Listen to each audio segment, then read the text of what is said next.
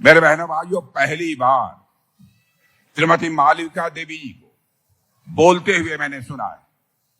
मैं विप्लव देव जी से कह रहा था कि मालविका देवी जी ये तो बहुत ही अच्छा बोलती हैं, और इनको सुनने के बाद मेरा विश्वास पक्का हो गया कि यदि मालविका जी यहां से सांसद बनकर भारत की संसद में पहुंचेंगी तो आपकी समस्याओं को भारत की संसद में प्रभावी तरीके से आवाज देने का काम करेंगे। आज यदि मैं यहां पर मौजूद हूं, यह बाबा जगन्नाथ की यह धरती है और साथ ही मां माणिकेश्वरी देवी की यह धरती है। केवल इस धरती को मैं शीश झुकाकर मैं प्रणाम करता हूं। मुझे यह बतलाया गया है कि यह शहीद रेंडो माझी जी की भी धरती है, और इतना ही नहीं, श्री जगदीश प्रसाद जोशी जी की भी धरती है। इन भी विभूतियों को मैं अपनी तरफ से नमन करता हूं मेरे बहनों भाइयों, कि आज ऐसी धरती पर मुझे आने का यहां पर सौभाग्य प्राप्त हुआ है। जहां तक कालाहांडी का प्रश्न है, लंबे समय से भारत की राजनीति में मैं अपनी भूमिका निभा रहा हूं। कालाहांडी आज के कुछ साल पहले लोग कहते थे यहां सबसे अधिक भूखमरी हो, यहां सबसे अधिक गरीबी हो, यहां सबसे अधिक लाचारी हो, उसे ही मान लीजिए कि वही कालाहांडी है।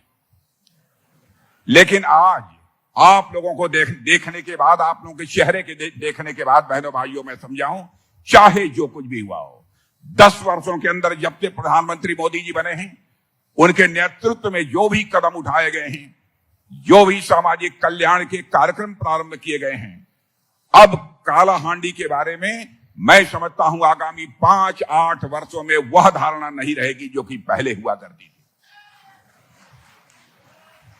और आज मैं अपने आपको यकीन दिलाने आया हूं बहनों भाइयों, हमारे प्रधानमंत्री का संकल्प है कि हिंदुस्तान का एक भी क्षेत्र शेष नहीं बचेगा जिस क्षेत्र का तेजी के साथ विकास न हो, क्योंकि भारत को हम विकसित भारत बनाना चाहते हैं। तो जब तक भारत के हर क्षेत्र का विकास नहीं होगा, तब तक भारत को विकसित भारत बनाने का भी हमारा स्वप्न पूरा नहीं हो पाएगा। कालाहांडी में मुझे याद है बहुत सारे एनजीओ यहां गरीबी पर्यटन के लिए आते थे, और यहां से जाने के बाद अखबारों में लेख लिखते थे, कहते थे कि वहां कितनी गरीबी है, इतनी गरीबी तो शायद दुनिया में कहीं नहीं होगी। इस प्रकार के लोग लेख लिखा करते थे।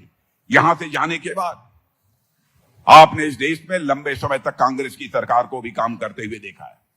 बहनों भाइयों, मैं आपको याद दिलाना चाहता हूं, पंडित जवाहरलाल नेहरू भी, चाहे वह श्रीमती इंदिरा गांधी रही हो, चाहे राजीव गांधी जी रहे हो, चाहे डॉक्टर मनमोहन सिंह जी रहे हो, सबने यह दावा किया हमारी सरकार बना दो, हम भारत से गरीबी को मिटा देंगे। आपने सारे इन लोगों की सरकार बनाई, 50-55 वर्षों तक अखंड हुकूमत इस हिंदुस्तान में यदि किसी की रही है तो कांग्रेस की रही है, लेकिन हिंदुस्तान की गरीबी दूर नहीं हुई है। लेकिन बहनों भाइयों, मैं दावे के साथ कह सकता हूं, हमारे प्रधानमंत्री मोदी जी के आने के बाद 8-9 वर्षों के अंदर ही हम लोगों ने भारत से 25 करोड़ लोगों को गरीबी रेखा से बाहर करने में कामयाबी हासिल की है। यह मैं नहीं कह रहा हूं, बल्कि सारी दुनिया की वित्तीय संस्थाएं कह रही हैं। भारत का नीति आयोग इस बात को कह रहा है। जो काम कांग्रेस नहीं कर पाई कभी, उस काम को करने का जो मुहिम प्रारंभ किया था हमारे प्रधानमंत्री ने, उसको काफी हद तक उन्होंने पूरा किया। जहां तक समाज कल्याणकारी योजनाओं का, सोशल वेलफेयर स्कीम्स का प्रश्न है, मैं आज आपको यह कहने के लिए आया हूं, मंत्रिमंडल का एक सदस्य होने के नाते, पार्टी का एक वरिष्ठ नेता होने के नाते आपको मैं विश्वास दिलाने आया हूं मेरे बहनों भाइयों, और इसलिए भी विश्वास दिलाने आया हूं, जो चुनावी घोषणा पत्र तैयार हुआ है उस कमेटी का चेयरमैन मैं ही था। घोषणा पत्र में जो कुछ भी हम लोगों ने लिखा है, बहुत सोच समझ कर लिखा है। हमारा ये चरित्र है कि हम जो कहते हैं वो हम करते हैं, हमने करके दिखाया है। मैं आज आपको कहने के लिए आया हूं बहनों भाइयों, 10 से लेकर 15 वर्ष के अंदर हिंदुस्तान में कोई भी गरीब शेष नहीं बचेगा, यह मोदी की पक्की गारंटी है। इस हिंदुस्तान में एक भी व्यक्ति शेष नहीं बचेगा आगामी 5 से लेकर 5 वर्षों के अंदर, जिसके पास रहने के लिए पक्का मकान न मुहैया, एक परिवार शेष नहीं बचेगा जिसके घर में नल के माध्यम से जल न पहुंच जाए, एक परिवार ऐसा नहीं बचेगा जिसके घर में माताओं बहनों को एलपीजी गैस सिलेंडर के माध्यम से खाना बनाने का अवसर न मिल जाए। इतना ही नहीं, आयुष्मान भारत की सुविधा हमारे प्रधानमंत्री ने आप सबको मुहैया कराई है, लेकिन आयुष्मान भारत की सुविधा आपको किस हद तक मिल रही है उसके बारे में मैं दावे के साथ नहीं कह सकता हूं, क्योंकि यहां पर राज्य सरकार बीजू जनता दल की सरकार रही है, हमारी सरकार नहीं है।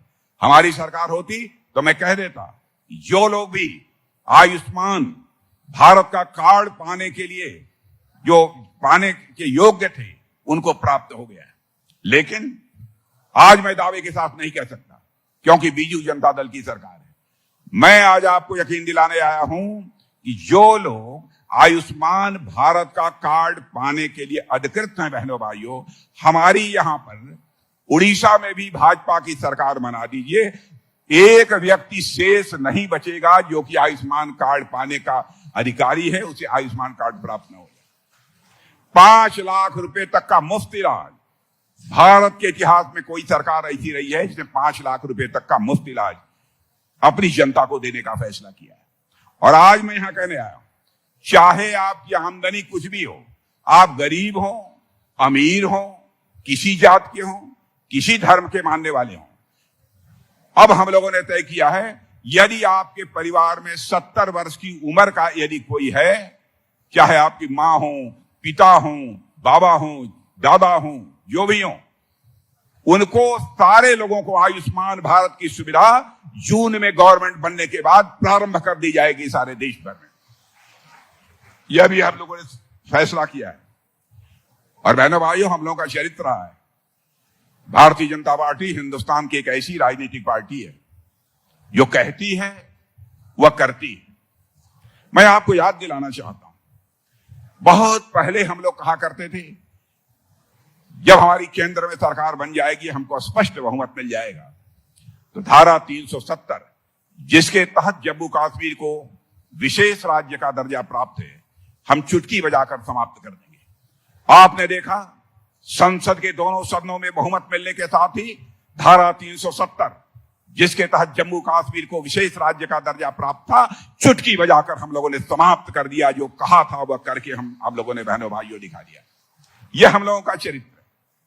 हम लोगों ने कहा था, जिस दिन दिल्ली में हमारी सरकार बन जाएगी, अयोध्या की धरती पर भव्य राम का मंदिर बनने से दुनिया की कोई ताकत हमें रोक नहीं पाएगी। और आपने देखा क्या हुआ है अयोध्या की धरती पर। मुझे याद है यह हम लोग आंदोलन करते थे राम मंदिर के निर्माण के लिए और कहते थे कि रामलला हम आएंगे, मंदिर यहीं बनाएंगे, तो लोग, कांग्रेस के लोग हमसे पूछते थे, आप आएंगे, मंदिर बनाएंगे, लेकिन तारीख नहीं बताएंगे। बहनों भाइयों, आपने देखा वह 22 जनवरी की तारीख आ गई। हमारे प्रधानमंत्री ने अयोध्या में रामलला की प्राण प्रतिष्ठा कर दी सारे धर्माचार्यों के मार्गदर्शन। तो यह कटाक्ष करने वाले लोगों को मैं बतलाना चाहता हूं, जो हम लोगों ने कहा था वह करके हम लोगों ने दिखाया है। यही हम लोगों का चरित्र है। और मुझे तो यह लगता है रामलला अपनी झोपड़ी से निकलकर अपने महल में प्रवेश कर चुके हैं। बहनों भाइयों, अब भारत में राम राज्य आने से भी दुनिया की कोई ताकत रोक नहीं सकती। हमने जो कहा सो किया। अब जैसे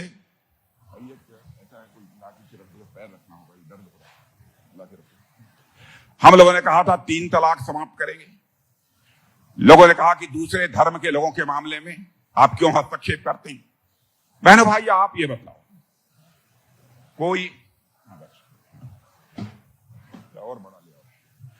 कोई मां बहन हो, कोई बेटी हो, चाहे किसी भी धर्म की मानने वाली, किसी भी जात की, पंथ की, यदि उसके साथ कोई जुल्म और अत्याचार होता है, बहनों भाइयों, वोट के लालच में भले ही कोई दूसरी पार्टी बर्दाश्त कर ले, लेकिन हम लोग उसे किसी भी सूरत में बर्दाश्त करने वाले लोग नहीं है।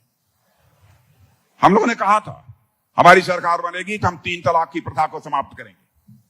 और आपने देखा कि हमने चुटकी बजाकर 3 तलाक की प्रथा को समाप्त कर दिया। लोग कहते हैं आप दूसरे धर्म के मामले में क्यों बोलेंगे? बहनों भाइयों, चाहे हिंदू हो, मुसलमान हो, ईसाई हो, किसी भी धर्म की मानने वाली कोई मां बहन बेटी है तो हमारी भी मां बहन बेटी है। बहनों भाइयों, यदि उसके ऊपर कोई जुल्म और अत्याचार होगा तो हम उसके साथ खड़े रहेंगे। सरकार बने या न बने, हमको इसकी परवाह नहीं। इस सीमा तक जाकर जनहित में काम करने वाली ये हमारी पार्टी है। इसलिए मैं आप सबसे अपील करने आया हूं। हिंदुस्तान की सबसे विश्वसनीय पार्टी है भारतीय जनता पार्टी। आप सबका स्नेह प्राप्त होना चाहिए, आप सबका आशीर्वाद प्राप्त होना चाहिए। 50 सालों में आपने यहां पर कांग्रेस की सरकार देखी है, 25 साल से अब बीजेडी देख रहे हैं। दोनों सरकारों ने कैसा काम किया है आपको बताने की जरूरत नहीं है, आप सभी अच्छी तरह परिचित हैं। कांग्रेस बराबर अपने जीवन में नकारात्मक राजनीति इसने किया है मेरे बहनों भाई, बराबर नकारात्मक राजनीति किया है। अब जैसे जम्मू कश्मीर में हमारे सेना के काफिले पर कुछ आतंकवादियों ने हमला कर दिया, तो जानते हैं पंजाब के एक वरिष्ठ मंत्री हैं कांग्रेस के, चरणजीत सिंह जी चन्नी, उन्होंने कह दिया कि चुनावी स्टंट है। क्या हम लोग अपने सेना के जवानों पर आतंकवादी हमला कराएंगे? ये लोग देश की सुरक्षा के साथ, इस देश के स्वाभिमान के साथ करना क्या चाहते? बहनों भाइयों, पहले आतंकवादी वारदातें सारे हिंदुस्तान में प्रायः अधिकांश राज्यों में हुआ करती थी। आपने देखा होगा कि हमारी सरकार आने के बाद आतंकवाद लगभग समाप्त हो गया है। छिटपुट 1-2 आतंकवादी घटनाएं होती हैं, यह भी आतंकवादी वारदात हुई थी। हमारा एक वायु सेना का जवान शहीद हुआ था बहनों भाइयों, लेकिन हमारे सेना के जवानों ने अपने शौर्य और पराक्रम का परिचय देते हुए 2 आतंकवादियों को तुरंत सफाया कर दिया, उनको मार गिराने में कामयाबी हासिल।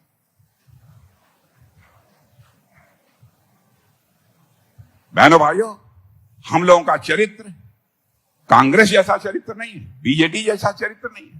ये कहते थे कि हम भ्रष्टाचार समाप्त करना चाहते हैं।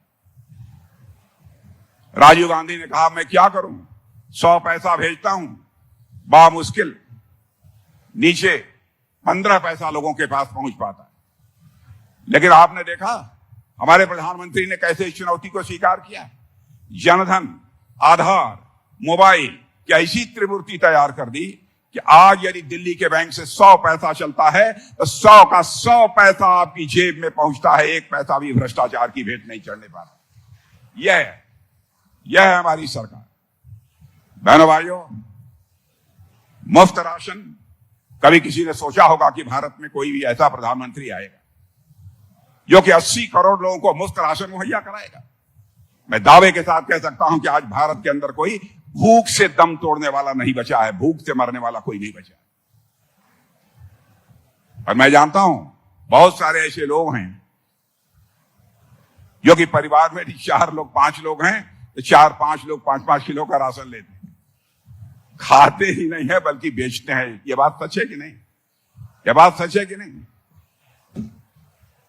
बहनों भाइयों, हमारा देश तेजी के साथ आगे बढ़ रहा है, इसलिए मैं आप सबसे अपील करने आया हूं कि जो हमारे भारतीय जनता पार्टी के प्रत्याशी हैं उनको आप भारी मतों से विजय दिलाएं। बातें बहुत करनी थी, लेकिन आगे भी मुझे जाना है, समय अभाव है, इस कारण यहीं पर अपनी बात समाप्त करता हूं। और आप सभी से मैं निवेदन करूंगा कि मालिका देवी जी को भारी मतों से विजय दिलाकर आप भारत की संसद में भेजें।